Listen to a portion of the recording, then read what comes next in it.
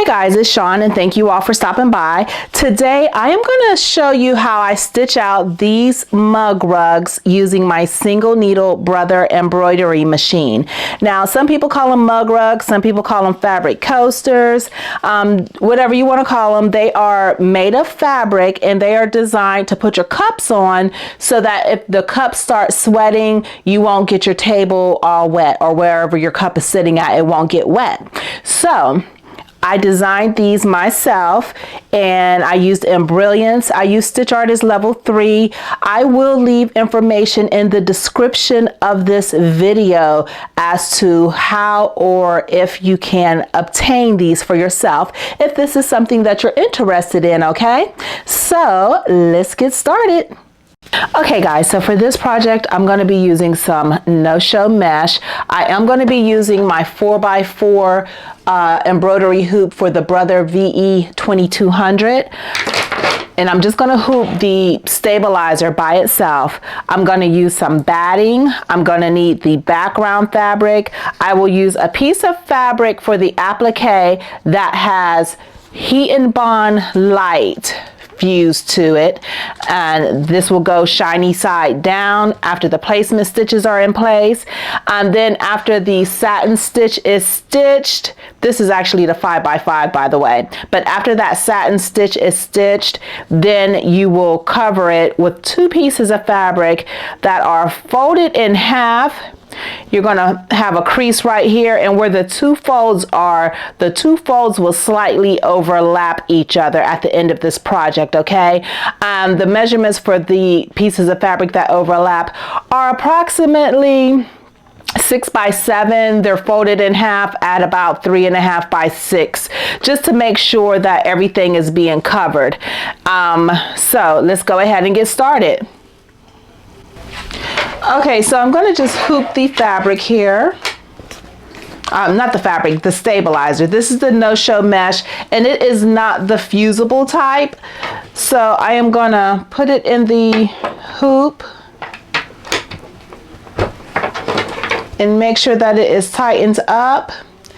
And the first thing that I'm going to do is I'm going to run a placement stitch that will show me where I'm going to put the batting and the background fabric. Okay, let's go to the machine.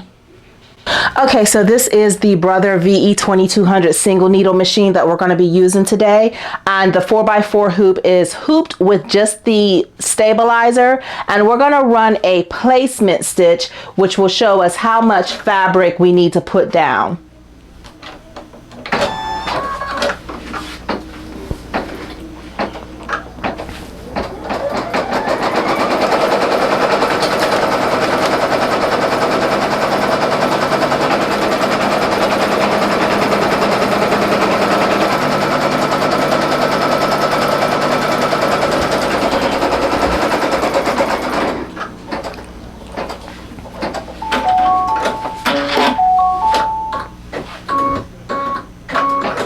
Okay, so the placement stitch is down, and I'll just take it off real quick so that you can see it.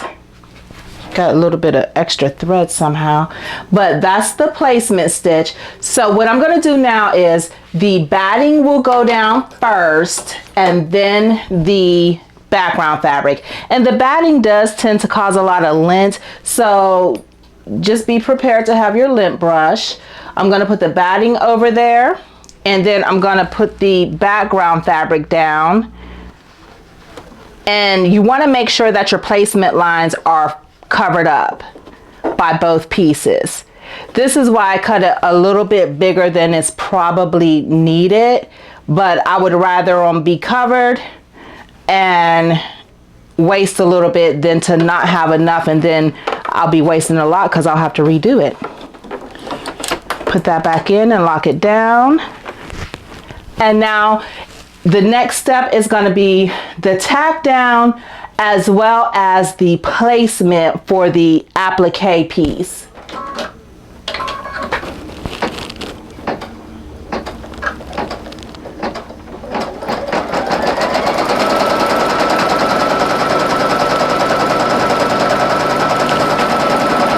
And I forgot to change thread color so that you could see this. I'm just gonna stop this real quick just because I wanna make sure that you're able to actually see the thread colors as it's stitching. I'm gonna take that out.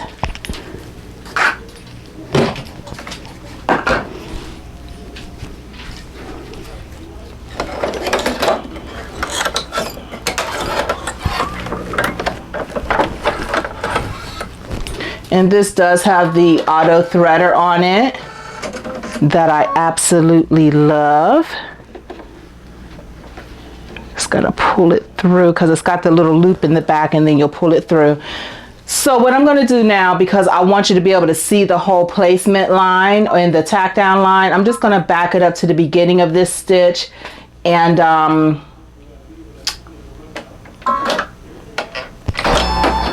it again. Let's see here. Okay, so I'm gonna hit stop just so that this extra thread is not hanging, and let it continue.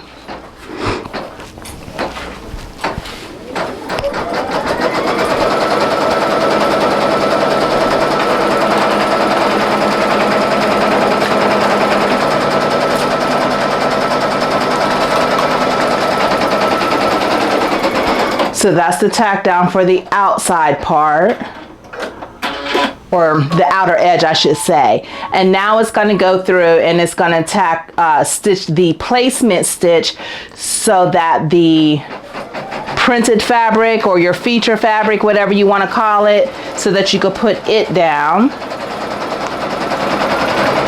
And I'm hoping that I cut this big enough.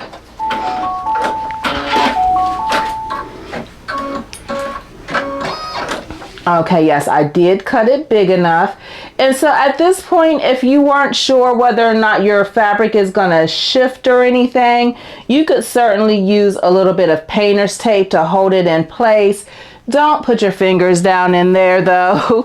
So I'm gonna use one of these little dowels and just kind of hold it down. What it's going to do first, the way this is set up, it's going to stitch the center 2 circles and work its way out. Then when we go to trim, only the outer circle is going to be trimmed.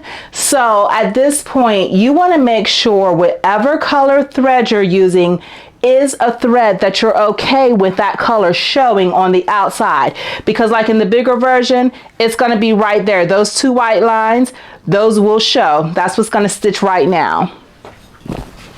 And this was just to save a step so that you don't have your trimming of the applique and then you turn around and you have to run those stitches and then do the satin stitch.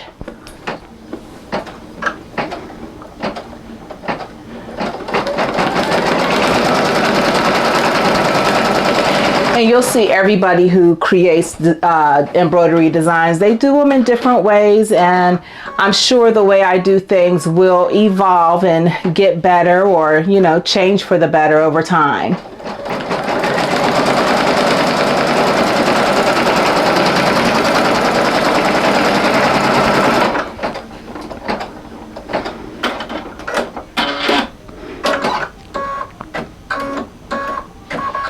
Now after this stitch, it's gonna go around, we'll take it off and then we'll trim it, okay?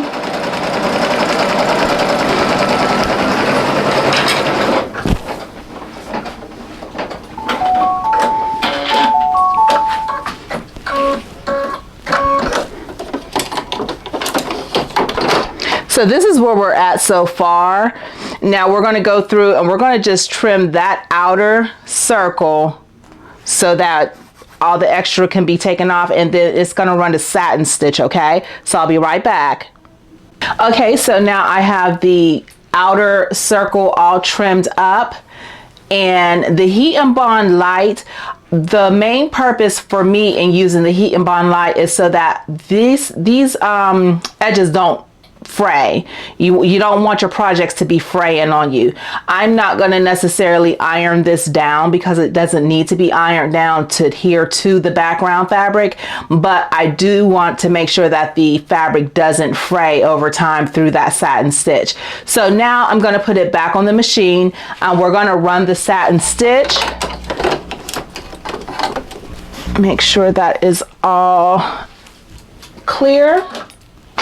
We're going to run the satin stitch now, and this part does take about 5 to 6 minutes is what the machine says, but I think that over time the machine loses its timing or something, because sometimes those 5 or 6 minutes seem like they take 20 but it really doesn't take that long for it to stitch out, so we'll see. My machine might still be accurate, but it's an older machine. It is discontinued, but you know, we're gonna keep on using it until it doesn't want to be used anymore, and then we'll let her rest.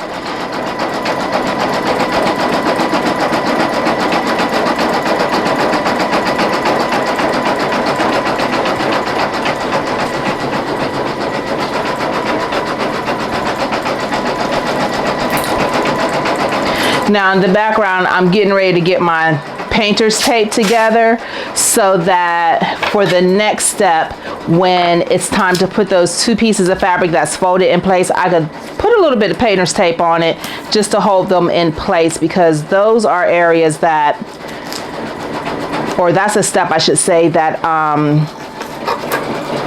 is subject to shifting on you.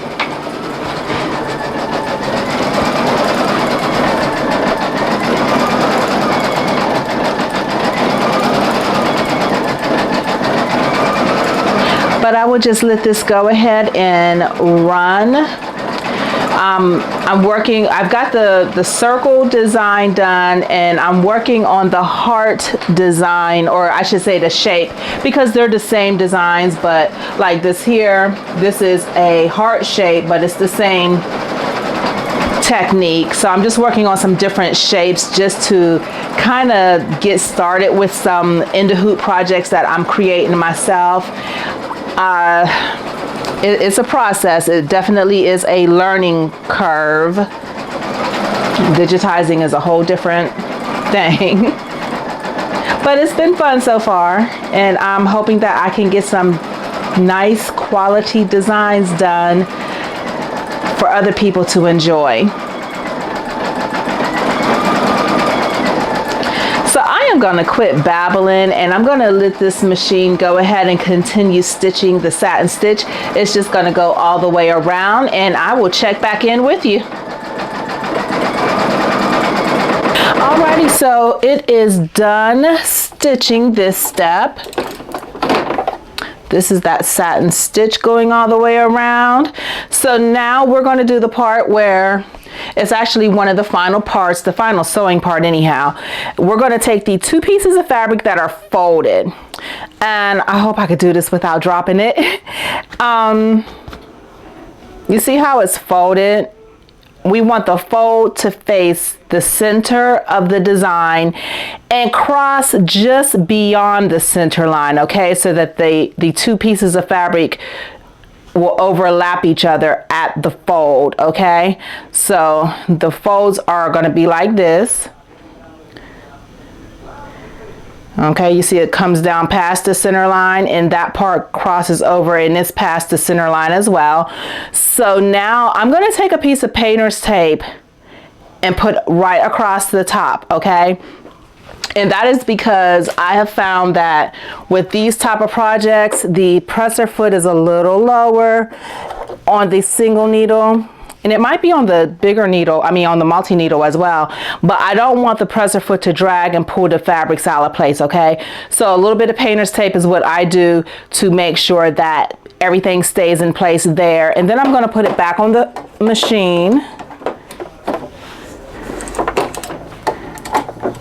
And I'm gonna lower the presser foot and do that final stitch, okay?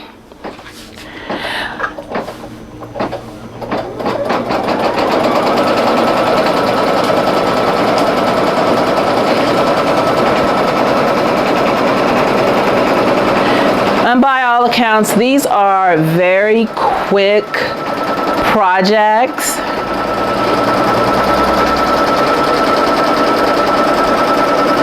these little end of hoop coasters or mug rugs, depending on where you're at.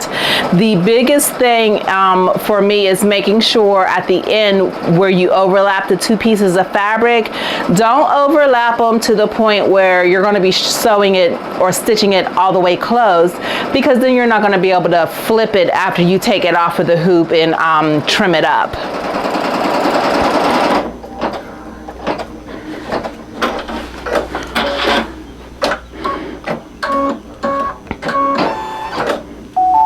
So now it is finished stitching, and it's just time to take the tape off. We're going to take this off of the hoop. We're going to trim it up, and then we're going to flip it inside, or I should say outside out, because technically right now it's inside out, and we're going to get it right. So let's go to the table. Alrighty, so we are back to the table, and I'm going to go ahead and take this off of the hoop. If I could untighten it a little bit.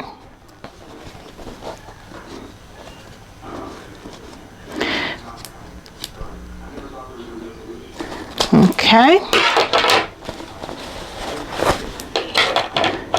And I'll just sit that over there. Now, I'm going to take the painter's tape off. And it pulls off pretty easily. And I know someone's gonna say, well, won't that make your needle all sticky and gummy? And yes, I would imagine after some time it certainly will, but you're gonna change needles regularly anyways. So, well, I do anyways. So I'm gonna go ahead and use the painter's tape just to hold it in place, because I would rather use painter's tape than to be trying to use the spray adhesives. I don't know how that would even work with the with this design. But anyways, let me stop rambling, and I'm gonna trim this up. And I just want to trim it up so that there is enough fabric on the outside of that final stitch to where it's not gonna unravel and come apart on you, okay? Okay, I had to step away real quick to turn the TV off in the other room because it was rather loud.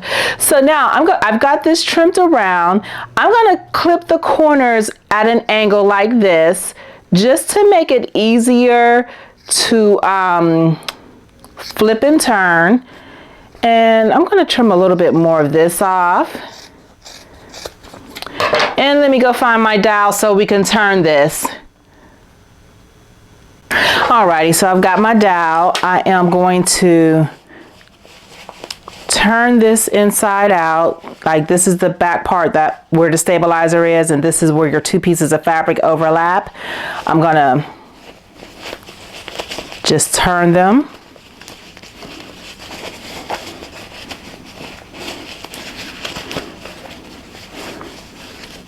And initially I just kind of tuck or press out the corners with my fingers. And then to get a little bit more pushed out, you can use a dowel, or if you're safe with whatever pointy object you have, you can use that. And let's see here.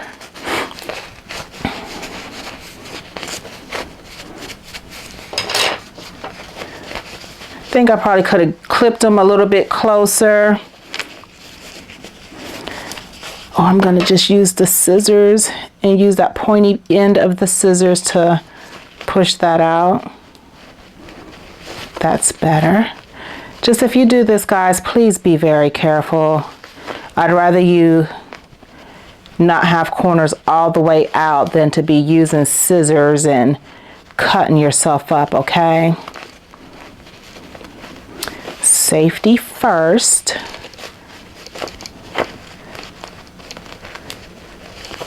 Says the person who puts her fingers in the embroidery stitch field while it's going. I try not to do that anymore though. Okay, so now it's all put pushed out, and what you could do now is press from the back side. Because I'm using polyester thread, I don't want to scorch the thread by ironing directly on it, but certainly press it from the back side to get it nice and pressed looking, and your mug rug is complete after I run a lint brush over it. But that's it, guys. So tell me what you think of it. Do you like it? Do you want to try it? Any tips? Leave them in the comments. And until next time, you all take care of yourselves.